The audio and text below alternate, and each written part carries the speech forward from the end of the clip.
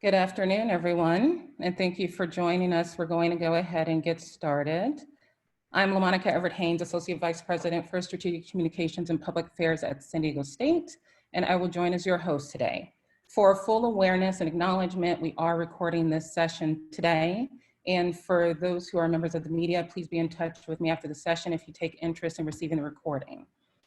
I am joined this afternoon by SDSU President Adela De La Torre, also with John Kratzer, who is the JMI Realty CEO and lead SDSU Mission Valley negotiation team member, and also Jack McGrory, who is a member of the California State University Board of Trustees. I want to give you a brief overview before we get into the discussion part of our time today. We are here to provide an update about the agreement finalized and set forth for the purchase of the stadium site in Mission Valley. We are ready to move forward and we need to move forward. We have a number of public members here today. Thank you so much for joining us. And we also have members of the media here. Thank you very much for being here. We're going to prioritize questions from members of the media today. For those of you who are representing a media organization, feel free to ask questions in the chat function. I'll be sure to address as many of those as possible when we come to the Q&A portion. So we have about 20 minutes for our session. During this time, we'll provide an overview of the existing purchase and sale agreement. We'll explain why this offer is fair and equitable and why it is also in the best interest of both the city and SDSU, as well as our region. And we'll provide some updates on next steps.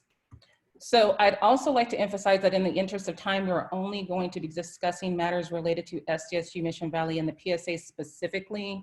Again, if you're a member of the media and have questions related to any other matters unrelated to Mission Valley, please be in touch with me after the call. You can email or call me and I will work to resolve any questions you have. We will allow as much time as possible at the end of the session to take questions. So again, prioritizing questions from member of the media, please add those in the chat function, the Q&A function. And with that, I would like to hand the floor over to President De La Torre. President?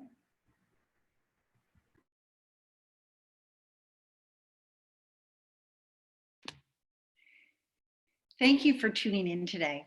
We're here to discuss the future of Mission Valley, a transformational project for our university and our city. I know many of you may have questions about the CSU's announcement regarding virtual learning in the fall. That is a topic for another time, and we won't be discussing this on this call. Today is about securing the future of this university for the next 100 years and beyond. Since the passage of Measure G, when voters directed the city to sell the stadium property to SDSU, we have worked diligently and in good faith with the city of San Diego to negotiate a deal that is both equitable and fair to both entities and best serves the taxpayers that we represent. After 18 months of negotiations, SDSU submitted a signed purchase agreement on May 5th in order to achieve the timeline of a May 19th council meeting and an early July close of the deal. The city has long stated publicly that it wants a stadium off its books in July, and this timeline was how that would be achieved. As we all learned this morning, our signed PSA isn't on the docket for May 19th, so there'll be no early July close of this transaction. I can't tell you why the PSA isn't going before the council next week, but I can tell you that the financial uncertainties that every entity in the state is now facing make the perils of not closing this deal much more real. So in an effort to keep our commitment to transparency and expediency, I've asked our lead negotiator, John Kratzer, and CSU trustee, Jack McGrory, to join me and explain how we got here and where we go from here. Thank you, President. And I understand you have another commitment now. Know that we appreciate you being here. And with that, I'd like to hand it off to John Kratzer.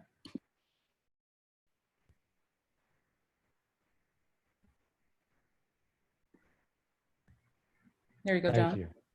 Thank you very much. Good afternoon, everyone. It's been an honor and a privilege to help lead San Diego State University's team through these negotiations. Concurrently with the negotiations, SDSU has put together an amazing site plan with significant community benefits throughout. Those community benefits include a 34-acre river park, 22 additional acres of parkland, a new multi-use stadium, campus expansion, and on-site affordable housing. The affordable housing is important because most developers pay an in lieu fee, but in our case, we are building that affordable housing on site. The balance of the site plan represents an opportunity for residential development, an innovation district where we hope to merge campus research with private sector research and entrepreneurial activities, one hotel, which we hope will someday serve as the headquarters for the university's lodging program, and retail support services. All of this is perfect for Mission Valley and the community connection that is so desperately needed today. LaMonica, could you show the timeline for me, please? Yes, just a moment.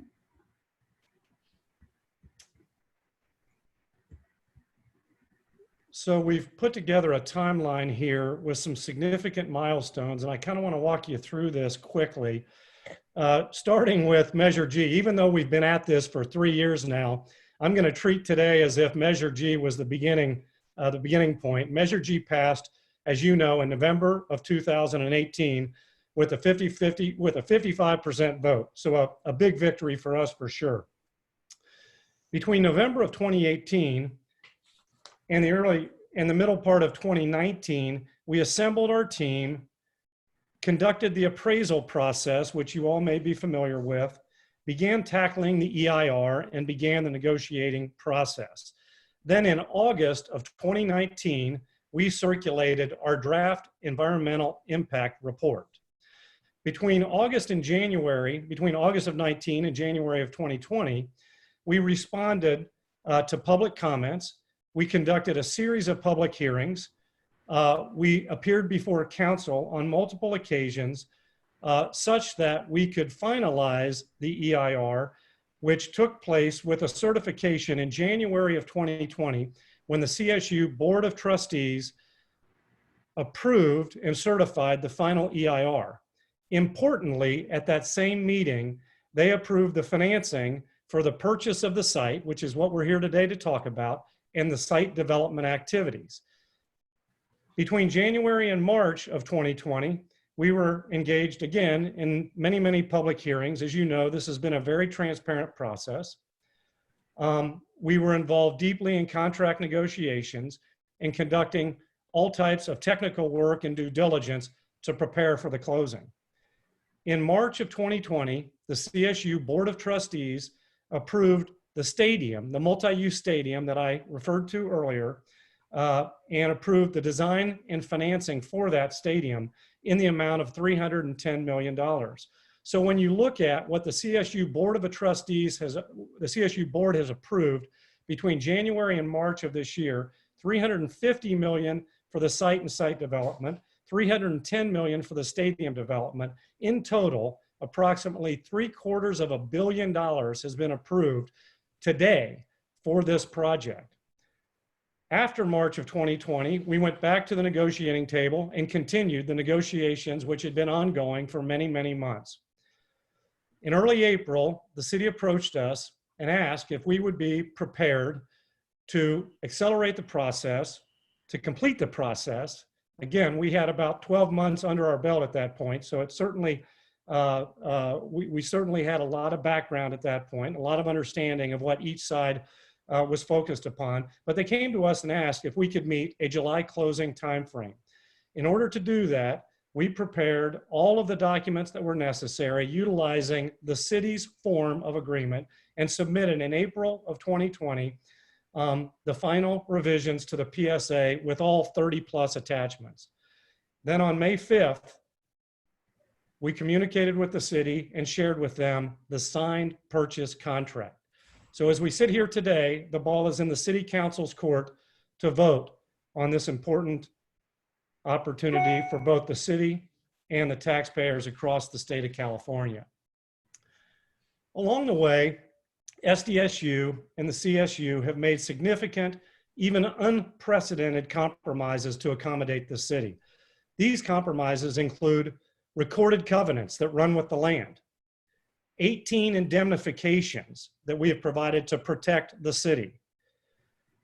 We've provided for the assumption of environmental liabilities, and there are known environmental problems with the site, but we have agreed to provide the city with environmental protections and are taking on environmental liabilities on the property that we are going to acquire.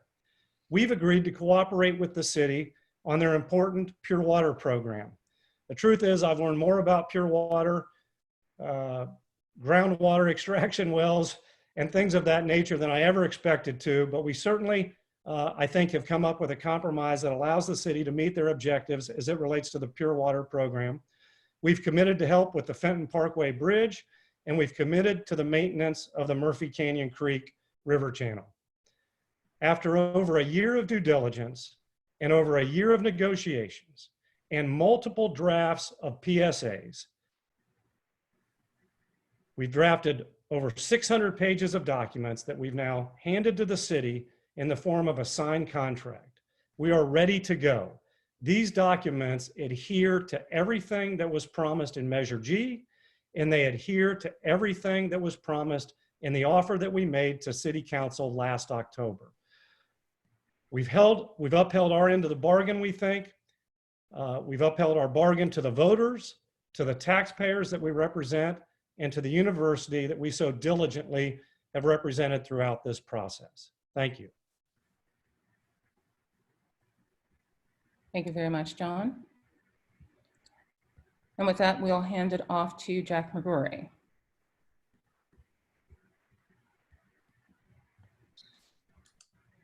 Good afternoon.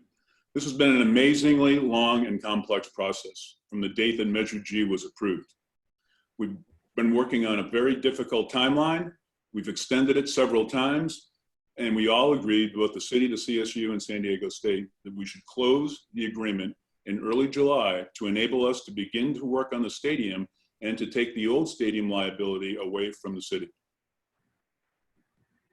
On May 5th, as John said, we delivered a comprehensive document based on the city's form purchase and sale contract to the president of the city council and the clerk. That document, as John said, is now over 600 pages long.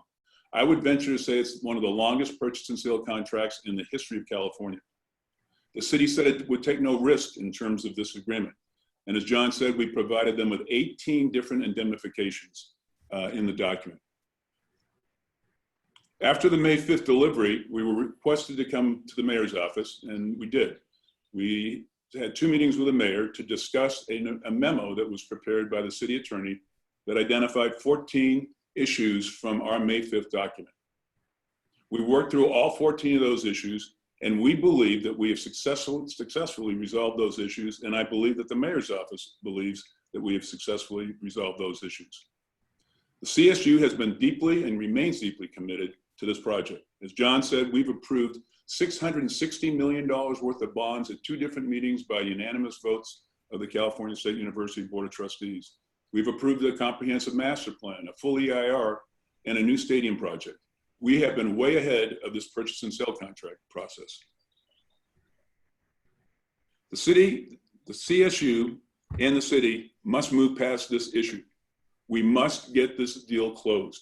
There is no reason for the city council not to be able to vote on this deal, which reflects all the agreements and all of the direction that the city council has given us in 2 full public meetings by unanimous votes. We've made all the compromises we can make. There are no more compromises to make. We've done everything that we've been requested to do by the city council and the mayor's office. It's now time for action. Once again, we are requesting that the purchase and sale contract be docketed on the March 19th city council docket. And that concludes my remarks. Thank you very much. At this time, we will turn it to the group for questions. As noted earlier in the call, and especially given the large number of attendees, we're asking that you share your questions via the Q&A chat. And I'll open with what looks like a general question. What is the agenda item on the docket that was published today? It looks like you're on the agenda. Jack, if you can address that one, please. No, I don't think we're on the agenda. I think there is a request from the city attorney to increase the amount of money to be spent on outside attorneys on the agreement. Okay, thank you for that. We also have a question about financing. Is financing really approved for this? Can someone elaborate on the financial perils of not closing in July? The financial perils of not closing in July really center around the pandemic that we're involved in.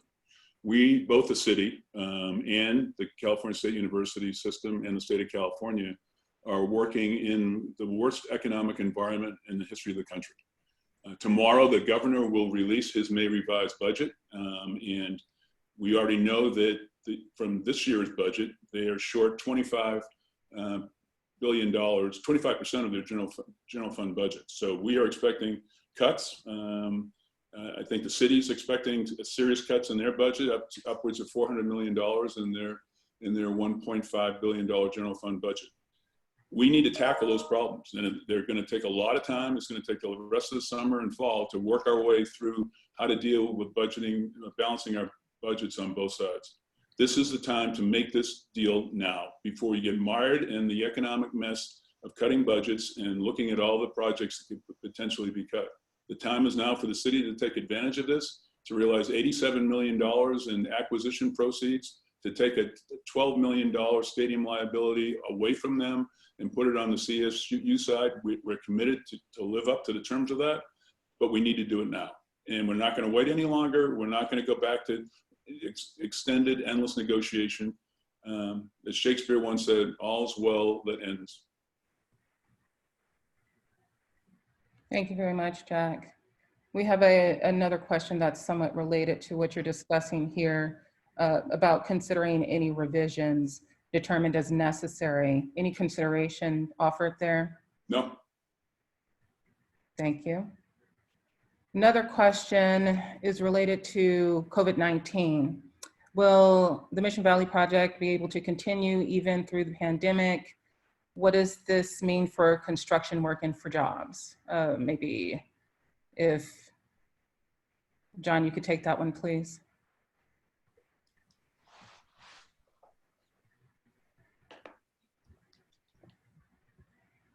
Just a moment, John.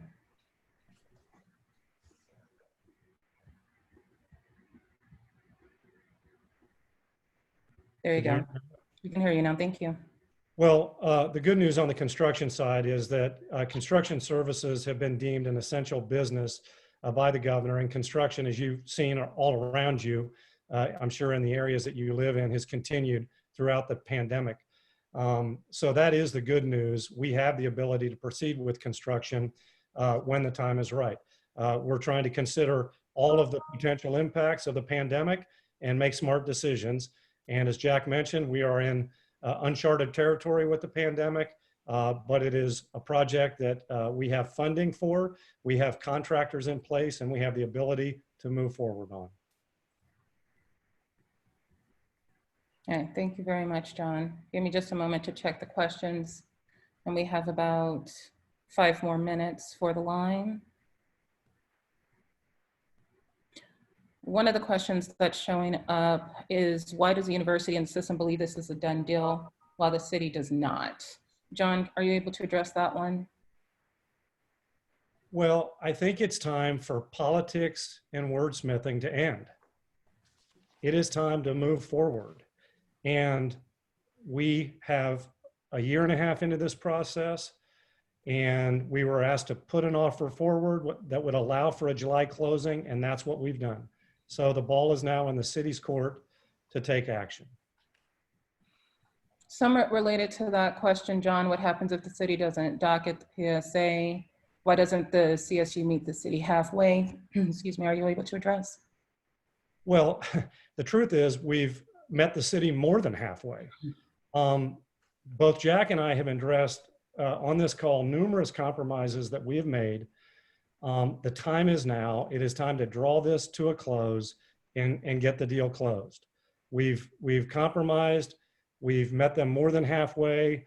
We have learned and understood their issues and challenges, such as the pure water program that I mentioned a while ago, and we've accommodated them in all material respects. So it is time to move forward.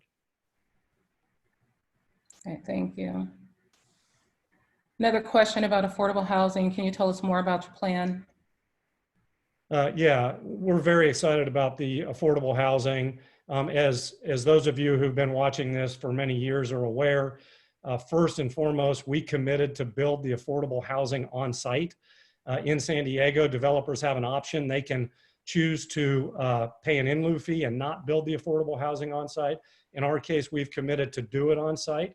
So we will be building 10% of all residential housing on site, and we will be meeting a 60% area median income threshold, which is a more affordable level and a more affordable threshold than has previously existed. We have also made a commitment that we are not recognizing and not seeking to recognize student housing as affordable housing on site. I would just add, John, this will be the biggest inclusionary housing on-site affordable housing project ever in the city. And most developers opt out for paying in lieu fees. Very few do on-site, and we're going to be doing 460 affordable units on-site for non-students. Okay, thank you. We have time for one or two more questions. I see questions related to further edits. Are you willing to consider other edits if the city comes back with comments? Has the city council told you what their objections are to the signed deal? So considering any edits. You know, I'm always open to go down and talk to the mayor again and discuss what their issues are. But we've made so many changes to this document that we are really unwilling to make any more changes. They have to come to us and tell us there's a mistake in the document or something like that.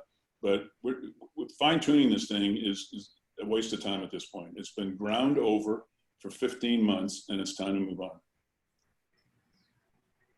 Okay. And one more question about the docket.